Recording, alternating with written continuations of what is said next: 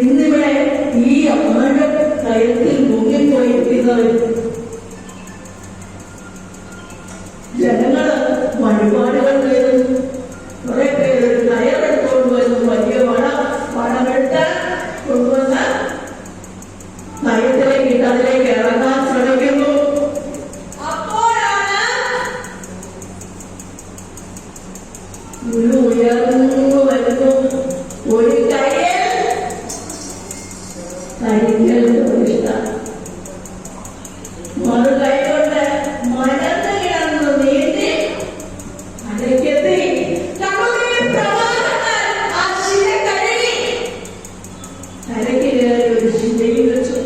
ശില ശിലയോടെ ചേർന്നു. ഒരർത്ഥമില്ല,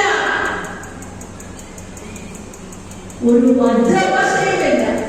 നൂറ്റാണ്ട് കഴിഞ്ഞിരുന്നു. ശിലയ്ക്ക് യാതൊരു ഇളക്കവുമില്ല, ഒരിക്കലും ഇടവെത്തുന്നില്ല. ഇന്ന് 10, 15, 20 വർഷമൊക്കെ പുനഃപ്രതിഷ്ഠ വേണ്ടി വരികയല്ലേ? എന്താണോ കാരണം?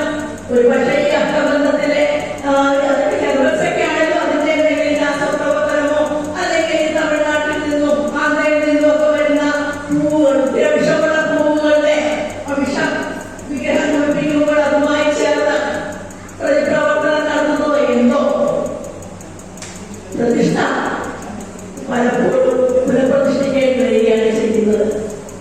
നമുക്ക് നിസ്സംശയം പറയാൻ പറ്റുമോ? അരുവിപ്പുറത്തെ പ്രതിഷ്ഠയിൽ സാക്ഷൂരിക്കാസനം പഠിച്ചാൽ പോലും അതിടങ്ങുകയില്ല. കാരണം അത് പ്രതിഷ്ഠിച്ചിരിക്കുന്നത് മഹാഗുരുവാണ്. ജന്മനാ സന്യാസിയായിരുന്ന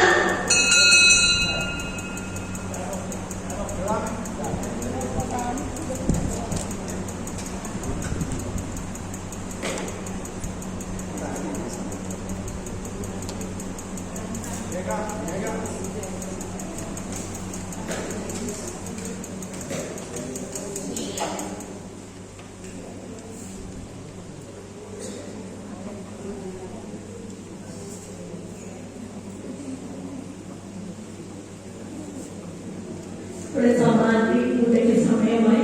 അത് കഴിഞ്ഞ്